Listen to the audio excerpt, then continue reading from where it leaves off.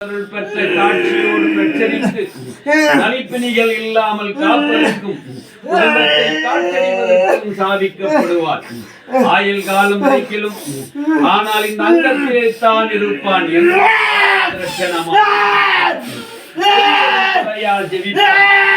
உச்சாரமான செயல்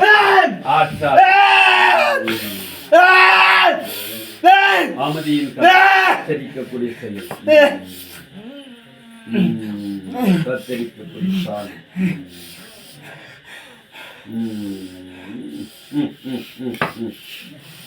இந்த மகனில் வந்திருப்பது யார்?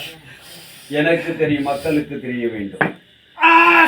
சாதிக்கக்கூடிய செயல் இரண்டு ஒரு வார்த்தை.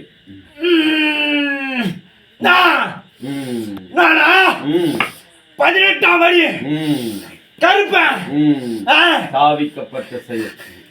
அங்குதான் இருந்து துதிப்பவன் கிடையாது. உலகம் எங்கும் உலக மக்களுக்கு எங்கும் எங்கே உமையை குரலால் அழைக்கிறார்களே அங்கெல்லாம் நாடி வந்து நச்சரிக்கக்கூடிய குரலாகவே பங்கு பெறக்கூடியவன் தான்.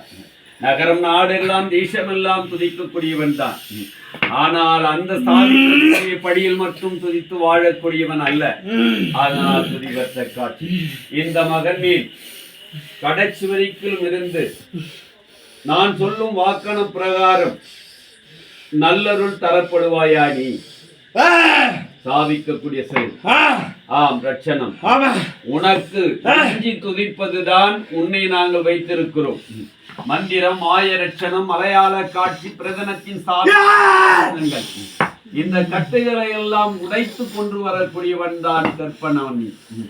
ஆனால் காட்டுடைய செயல். அதுக்காகத்தான் உனக்கு பல வகையான உருவங்களை கொடுத்து பட்சரமான செயலால் துதித்து ஆவேசமான ஆர்வத்தை கொடுத்து நாங்கள் அர்ப்பணித்து வைத்திருக்கிறோம். அதனால் இந்த மகனுடைய குடும்பத்தை காப்பாயா? அந்த மகன் குலம் கோத்திரத்தை காப்பாயா? சாதிக்கக்கூடிய செயல். இந்த மகனுக்கு நல்ல நாணத்தையும் சித்தத்தையும் கொடுத்து முன்னேற்றமாக அந்த எல்லையில் வாழ அருள் தருவாயா? சாதிக்கக்கூடிய ரட்சணம்.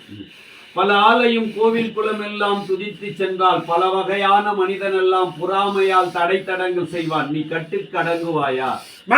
சாதிக்கக்கூடிய செயல். இந்த மகனுக்கு ஏதாவது இடர்வு இடைஞ்சல் பகை பாதனம் ஆகாத கிரகங்கள் வரும் நேரத்தில் அதற்றி விரட்டுவாயா? சாதிக்கக்கூடிய செயல். உல்லாசமாய் உடன்பாடோடு வாழ்வதற்கு உமையை கலையோடு துதித்து மனித பிரவியான இன்ப வாழ்வுக்கெல்லாம் இடைஞ்சல் ஏதாவது செய்வாயா? பிரதனத்துடைய ரட்சணங்கள்.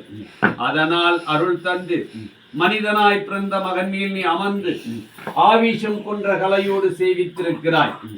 ஆனால் சில அவன் நினைப்பதும் துதிப்பதும் செவிப்பதற்கெல்லாம் நீ ஓடி போய் துணை செய்ய வேண்டும். அவன் நினைத்த காரியங்களை வெற்றிகரமாய் செயல்படைத்து கொடுக்க வேண்டும்.